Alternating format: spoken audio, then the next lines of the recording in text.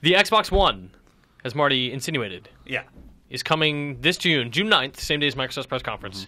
Will be available for $399 with no Kinect. That's a big deal. Sorry, NSA. Can't spy me as I play games in the buff. Like you do. Shia like LaBeouf. they do. Shia LaBeouf. Yeah, so this is a big deal. Yes, this is something we talk about a lot on this podcast, that Microsoft needs this price drop to kind of catch up to Sony's sales. Sony's at 7 million sales, Microsoft's at 5 million shipped. Both of those are really good, but Microsoft could use a little kick in the ass to get their sales up. The most important obvious thing is to drop the price. Here we are. Hey, the price has dropped. Bonus, there's no Kinect. People don't want that. Awesome. Phil Spencer has listened and given the people what they wanted. You get a machine with a cheaper price and out the thing that you don't want. We talked a lot about price cuts on the podcast and IGN Conversations. I think we kind of guessed that a price cut would happen, but not Kinectless. Like, did anybody see that coming? No, I've been saying for months that this would never happen. I think it caught a lot of folks very off guard. Did you ever see this coming? No, I definitely did not. But I think that's kind of why it's a good thing. I think a lot of us just kind of expected them to stick with their guns. Sure. And being able to make course corrections is pretty important when you're a massive business, and it's not that easy to do. So you got to respect that. That's for sure. Being able to adapt to that particular company, like Microsoft being improvisational, is like an incredible feat. So well done, Phil. Here's my big question now that it's been removed. Like in June 9th, they have to do a UI update because so much relies on the Kinect and utilizing the voice commands. Like, you have to pretty much snap everything to make it work otherwise. What do you think they're going to do? Do you think there's going to be like a huge patch June 9th? There's got to be something to come with it, right? Yeah. I mean, that's all. Snap is the big thing. Snap is the big thing. It's Xbox Record that. It's features that are kind of core to the Xbox One experience that require Kinect. It's the things that, if you want to use these, you should get a Kinect. Those are like the really big incentivizers. But they're also important to the day-to-day experience of using an Xbox One. Yeah, you don't want to end up in a scenario where game DVR becomes a challenge to use. Because it not being a challenge is the reason why so many people use it. Sure, then you're punishing that was rad. Let's just record that, as opposed to, I have to go through this menu and I have to, fuck it, I'm just not going to do it. But then you have the balance. It's really difficult to do without Kinect. Yeah, but I'm terrified that it will become a thing like, well, if you want that, you got to buy a Kinect for $150 or whatever it's going to be. Yeah, so you interviewed Phil Spencer this morning. Yes. And he talked a little bit about that. So. Yeah, so the quote that Phil gave me was, it will not be exactly $100. We don't know if that means it'll be less. We don't know if that means it'll be more. You think it's not going to be less. I think it'll be more. Yeah. I mean, that's a $100 gap between... I mean, it can't be less, because then why would anyone buy the $500 version? Yeah, good point. Because that's still going to exist, right? I mean, they might at E3 say, like, and by the way, this is getting dropped to $50 less. Or whatever. I don't think they'll do 150 because the last Kinect was 150, like separate. Correct? Is that correct? I don't know. Something like 120 and it came with a game or something. I think they should do 120 with a game. I think that would be just a stick decent it with price Kinect point. Sports Rivals or whatever. Yeah, or something new. No, would be awesome. Fantasia. Fantasia. I felt really bad for the Harmonix guys. Oh man, that's the one game on the horizon I was like legitimately excited to have a Kinect for. Awesome, and it's Fantasia's the only game really on the horizon. Cool. Knife in the heart. Yeah, it's. I mean, the good thing is that they still have a pretty substantial audience of people who have. Oh sure. Yes. Yeah, you have that. So you're not initial 5 million. Yeah. Yep. That's a heck of a lot of people that could use some cool Kinect shit. And Harmonix is like the people to give and it this, to you. I mean, the removing of the Kinect from one SKU is not the death of Kinect. Oh, God. This is not Microsoft saying, we give up, we're throwing in the towel. There will still be models and there will still be bundles that come with Kinect. For sure. And it will still be an integral part of the the Xbox experience. I think the idea of letting consumers choose what they're truly interested in, what really jazzes them up about a system is a smart thing to do. I mean, I think there's the more control or choice that people have to get in, the less likely they are just to say, "Well, I'm out totally. I don't want any of this." There's options now, and we've seen that happen in the past with Microsoft before, with Sony doing the same thing, with Nintendo trying to provide different. Different 3DS, 2DS. It's giving people a chance to pick and choose. Sometimes it works, sometimes it doesn't. But I think in the 2DS.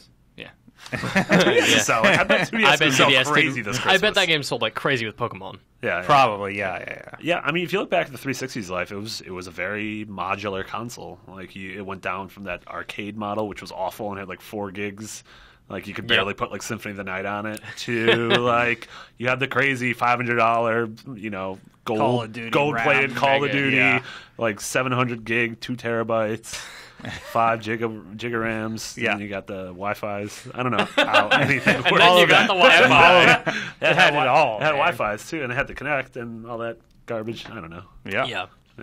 But it's really rare that everyone kind of gets caught off guard. Yep.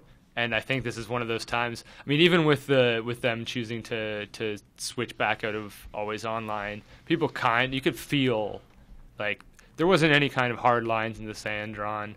You know, that was an about face that people were like, okay, Big well, time. they're probably going to do that. This one, I think I'm very hopeful that it is like ushering in the Phil Spencer era of Xbox, where it is more. It's less about one person kind of like making decrees. This is what our console is about. And I mean, Phil's proven time and time again that he's really good at listening to people.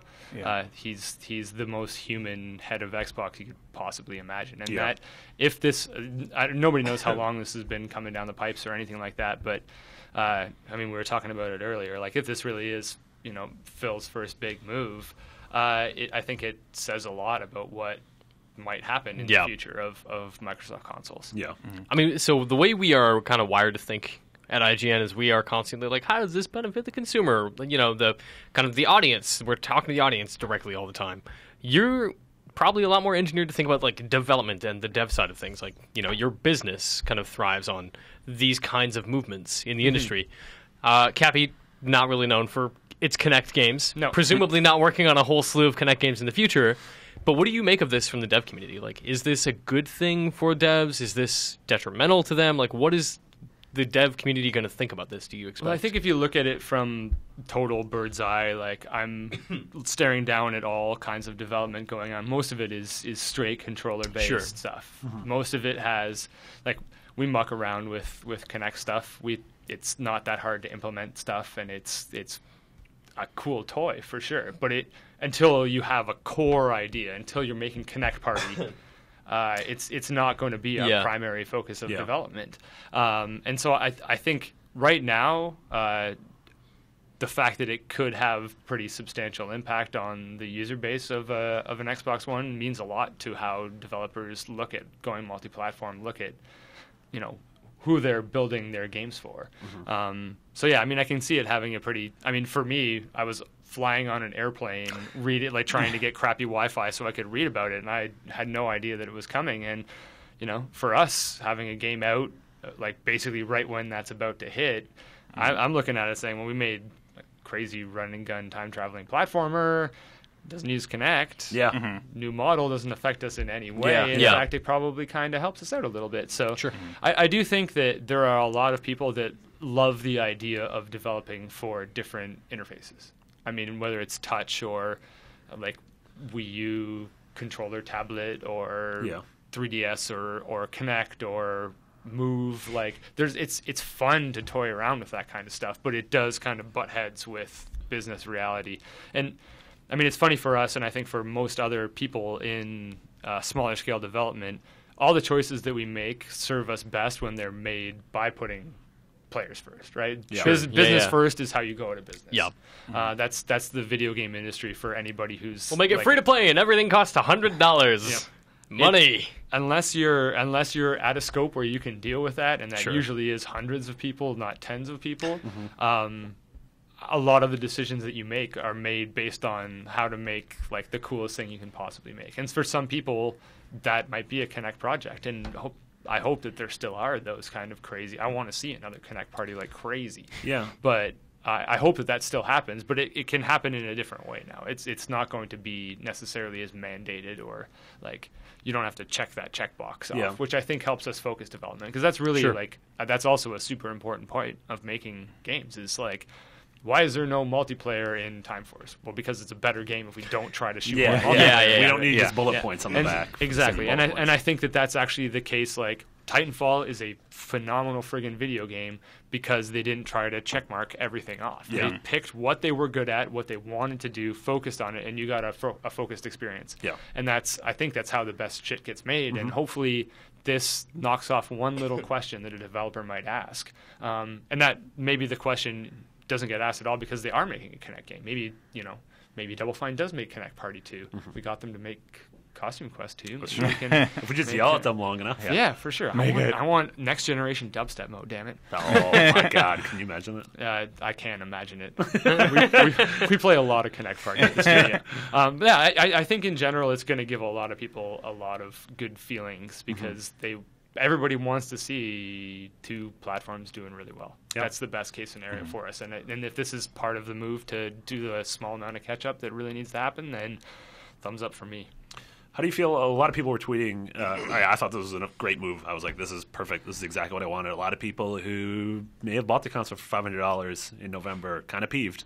Feels like Microsoft's are, they feel like they're turning their back on early adopters and like the true kooky fans. I don't know. How do you guys feel like that? I mean, we have Xboxes. I'm like the only early adopter, right?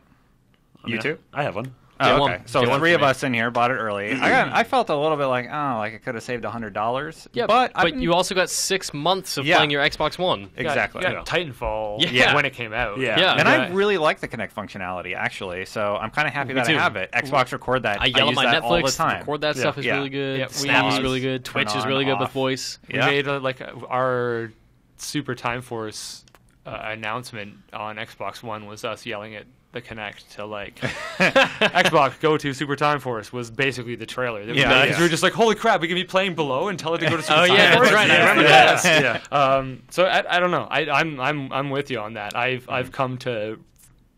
I laughed at it at first, like, who's ever going to? And then the next thing you know, I'm totally the guy yelling at his TV. Yeah. So I do think that. It. And I don't know about you guys, but it totally worked for me, so I never really found any frustration points. But at the same time, if that's what the people who are going to keep all of us gainfully employed demand, then there's got to be some heed put to that. Yeah, I think a lot of those people are they want what something along the lines of what Nintendo did with the 3DS Ambassador program.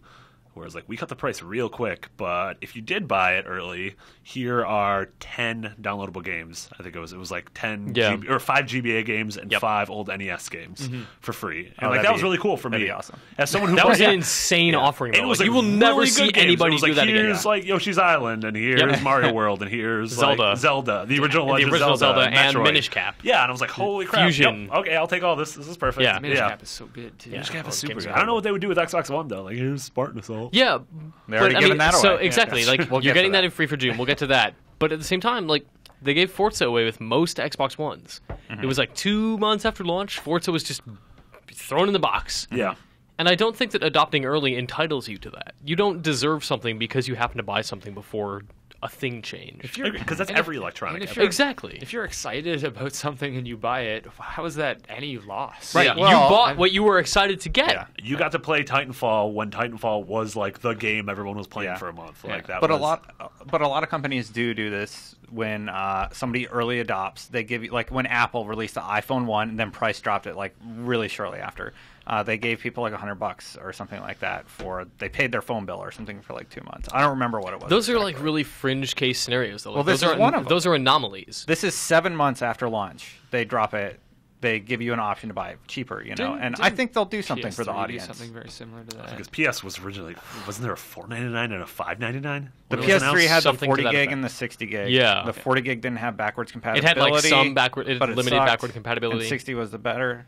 Yeah, something like that. 60 was fully backward compatible. I don't remember Sony ever mea culpaing and giving people things. No, they definitely didn't give anything away for free. I can understand people feeling a little bit jilted maybe, but at the end of the day, if you actually used it for 6 months, then that's a small fee. And to me, it's that's the world of electronics. It's not if I buy a tennis racket for $20, it's going to be the same tennis racket as next year. Whereas if I buy a TV for $500, next year the $500 TV is going to be better than the one I bought. Yep. Same thing with graphics cards. Same thing with consoles. Same PCs, thing with any Apple product.